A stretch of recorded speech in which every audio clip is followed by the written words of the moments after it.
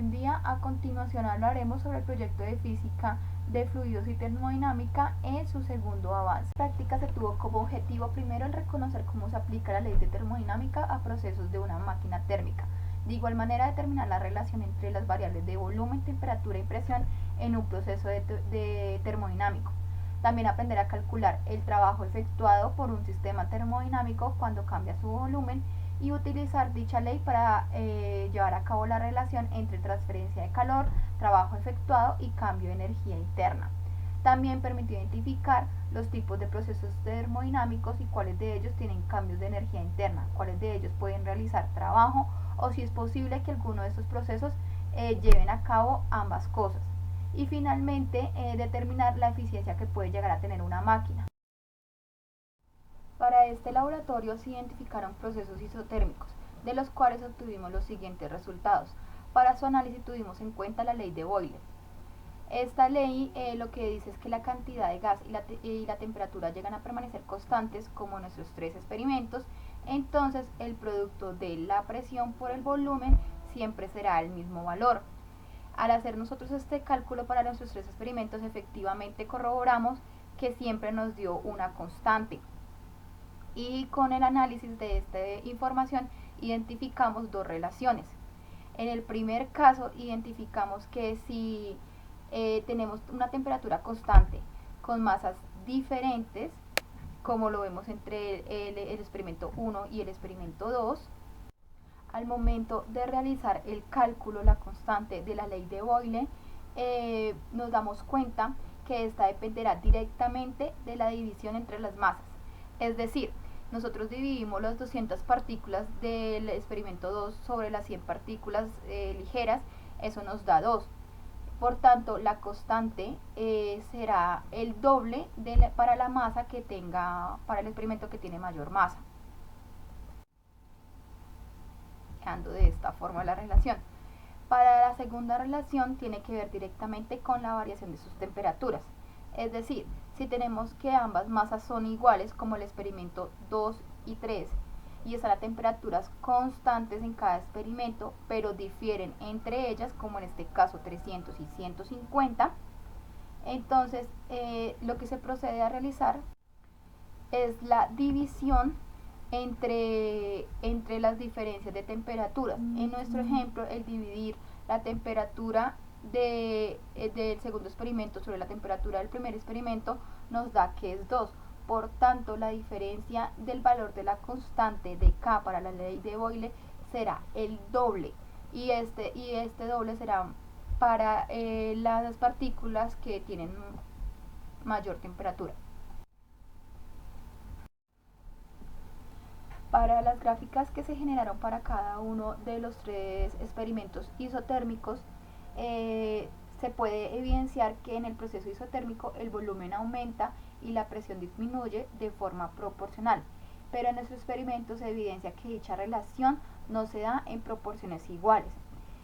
De ser así, la línea de tendencia sería de forma lineal, podría unir las coordenadas de los diferentes estados y como vemos esto no sucede. Aunque los intervalos de la variación del volumen siempre fueron de 0,7 por 10 a la 25 metros cúbicos entre cada estado, como la presión no disminuyó entre los valores similares, se prefirió realizar tablas que permitieran saber el porcentaje a cuánto equivaldría de esta variación de presión en cada estado. Con ello se encontró que la variación para los tres casos se dio entre un 30 y un 13%. Y que la variación total entre la presión final del estado 6 y la inicial del estado 1 para los tres experimentos fue de un 66%.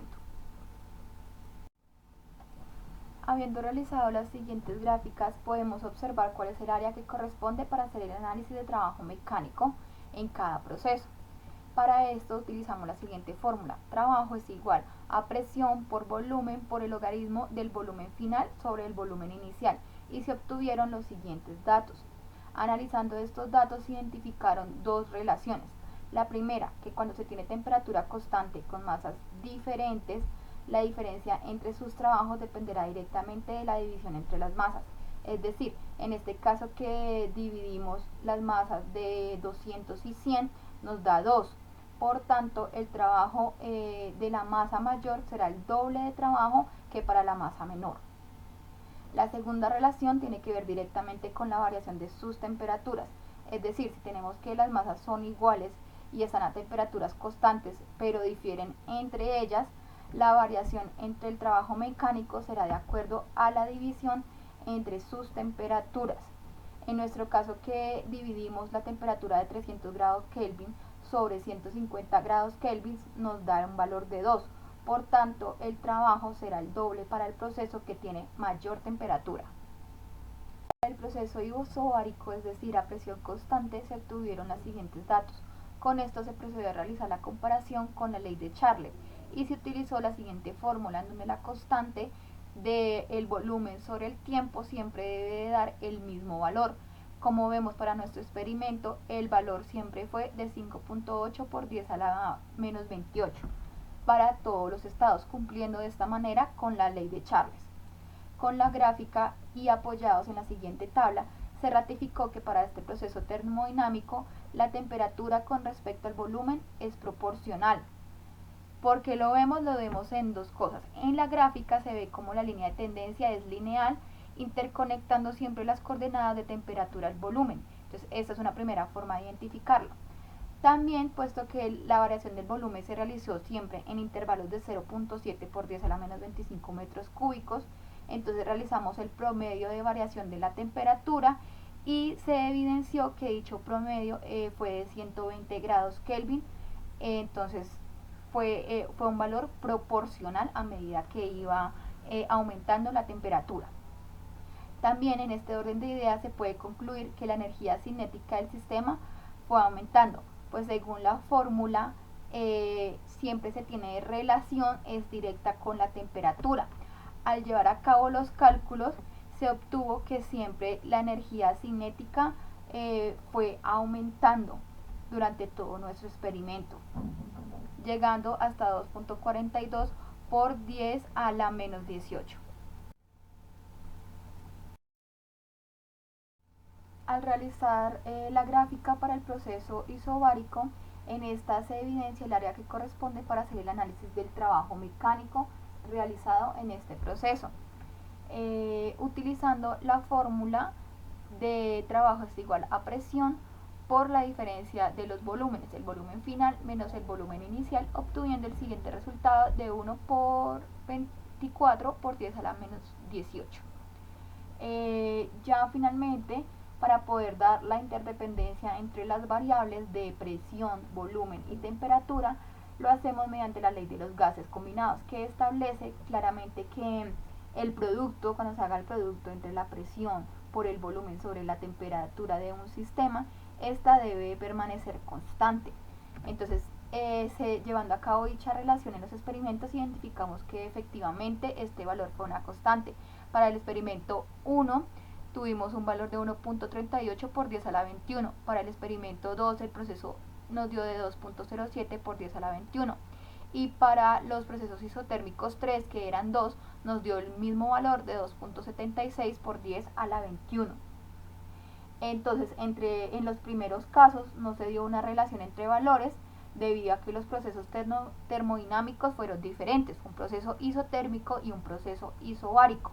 Pero para los procesos isotérmicos encontramos nuevamente la relación de masa y temperatura, es decir, la división de sus masas cuando la temperatura sea constante será la relación del valor de la constante para la ley de los gases. Es decir, en nuestro caso que este isotérmico tenía un proceso de una masa de 100 partículas y este de 200, la diferencia entre la división de sus masas fue 2. Por tanto, para la masa o la sustancia que tenía mayor cantidad de partículas, esta constante fue el doble que la masa que tenía menos partículas. Pero el segundo caso que se identifica es que si son la misma masa, la misma cantidad de partículas y sus temperaturas en cada caso son constantes, pero difieren entre sí entre cada experimento, entonces el valor que nos da o que nos indica es que la constante para la ley de los gases va a ser siempre el mismo valor. Es decir, podemos concluir que para la relación que hay en la ley de los gases, Esta constante variará es de acuerdo a la masa o las partículas que influyan entre cada sustancia. En máquinas termodinámicas se realizó un proceso cíclico que está conformado inicialmente por un proceso isotérmico donde se realiza un trabajo de expansión a temperatura constante. Luego, un proceso isobárico donde se realiza un trabajo de compresión y finalmente un proceso isocórico, es decir, un cambio en la presión y volumen constante.